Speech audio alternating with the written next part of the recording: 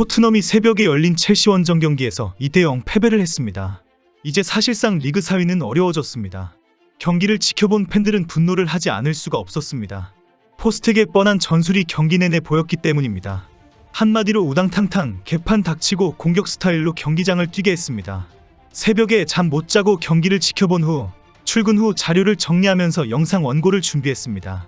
영국 현지에서 쏟아지는 분석과 평가를 보다가 오늘은 참고할 것도 없다. 현재의 분노 심경으로 마구잡이로 작성하자라고 결론 내렸습니다. 포스텍이 이제 와서 내 잘못이지롱 하는 발언을 했다는 사실이 더 분노하게 만들었습니다.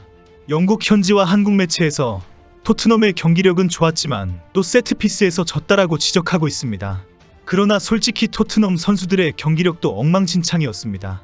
토트넘 선수들은 로메로의 미친 열정을 본받아라라고 강력하게 지시한 대로 모두 뻥축구로 일관했습니다. 공격수들보다 수비수들과 중원 미드필드들이 슈팅을 더 많이 할 정도였습니다. 게다가 변화를 준다고 교체 출전한 메디슨과 브라이언힐은 더 가관이었습니다. 메디슨은 최악의 경기력을 또 보여주마라는 결심으로 제대로 된 패스나 슈팅을 전혀 하지 못했습니다. 공을 끌고 다니면서 빼앗기거나 하늘 위로 쏘아버렸습니다.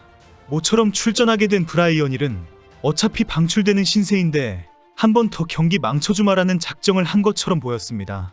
왼쪽에서 끌고 들어오다가 첼시 수비수 몸에 차버리거나 공을 쉽게 빼앗기거나 엉뚱한 곳에 패스해버리거나 하는 묘기를 부렸습니다. 특히 경기 내내 토트넘 선수들이 너무 자주 넘어지면서 심판을 향해 파울이나 퇴장을 주문하거나 페널티킥 기회를 찾는 모습은 보기 민망할 정도였습니다. 쿨루셉스키나 히샬리송은 왜 그리 공을 오래 끌고 첼시 수비수들과 충돌하는지 답답했습니다.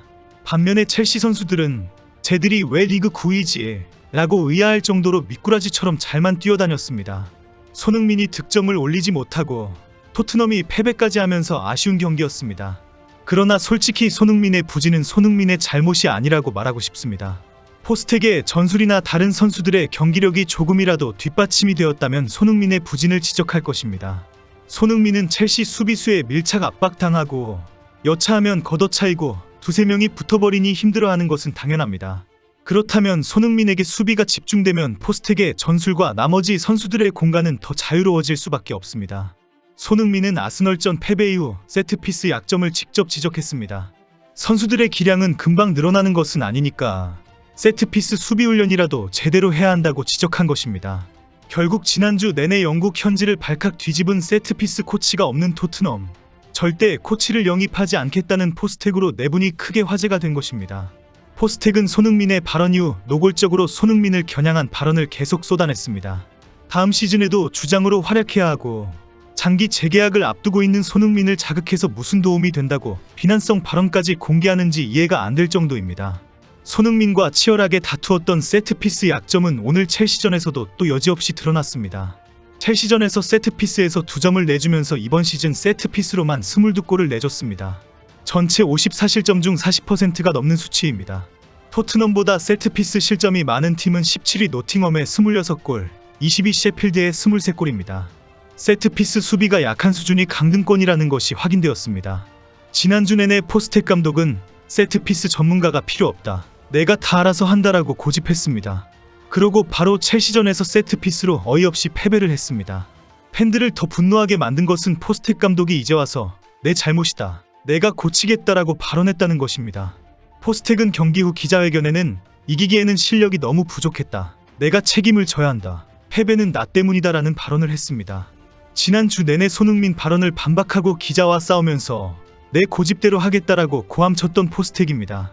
급기야 경기 전에는 선수들이 닥치고 공격 전술을 따르지 않는다라며 손흥민을 지목하며 비판하는 발언까지 했습니다. 첼시전을 앞두고 한 이런 발언은 선수들에게 엄청난 압박이 될 수밖에 없습니다. 어제 영국 매체 이브닝 스탠다드는 포스텍 감독이 자신의 공격 철학을 선수단 주류가 신뢰하지 않는다고 고백했다고 보도했습니다. 결국 손흥민을 직접적으로 겨냥한 것으로 해석되었습니다. 선수단 주류는 주장 손흥민과 부주장 로메로와 메디슨이거나 팀에서 가장 오래 있었던 손흥민과 벤 데이비스입니다. 이 중 로메로는 포스텍이 칭찬한 선수이고 메디슨은 부진한 상황이고 벤 데이비스는 계속 결장하는 선수입니다. 결국 로메로와 메디슨과 벤 데이비스를 제외해야 한다면 손흥민만 남는 꼴이 됩니다. 포스텍이 돌려서 손흥민을 비난한 것이 아니라 직접적으로 손흥민을 지목한 꼴이 된 것입니다. 매체는 포스텍 감독은 오늘 밤 첼시를 상대로 여전히 공격적인 플레이 스타일에 올인하려고 한다. 그런데 선수들 대부분이 자신의 공격 철학을 인정하지 않는다고 말했다고 전했습니다. 결국 이 발언은 선수단 주류 때문에 많은 선수들까지 자신의 공격 전술을 따라오지 않는다라는 주장입니다. 포스텍은 이어 나의 공격 스타일에 대해 어떠한 양보도 하지 않을 것이며 나를 의심하는 사람들에게 도전적인 메시지를 보냈다고 밝혔다고 전했습니다. 매체와의 인터뷰 내용을 보면 선수들에게 어떤 도전적인 메시지를 강조했다고 공개한 것입니다. 결국 나는 절대 변하지 않겠다. 내 공격 스타일이 맞다는 것을 보여주겠다. 한번 두고 보자라는 발언까지 했다는 것입니다. 이런 발언까지 했다고 공개한 포스텍은 더 집요하고 강력한 경고의 발언을 선수들에게 했습니다. 감독이 무조건 그렇게 하라고 하니까 이제 조금은 내 말을 듣고 있다. 아직은 내가 영향을 미치고 있다는 뜻이다. 하지만 내 지시를 듣는 척만 하면 안 된다. 발을 담그는 정도로는 안 된다. 내가 없어도 선수들과 코칭 스태프가 함께 움직일 정도가 되어야 한다. 아직은 대다수가 그렇지 않다.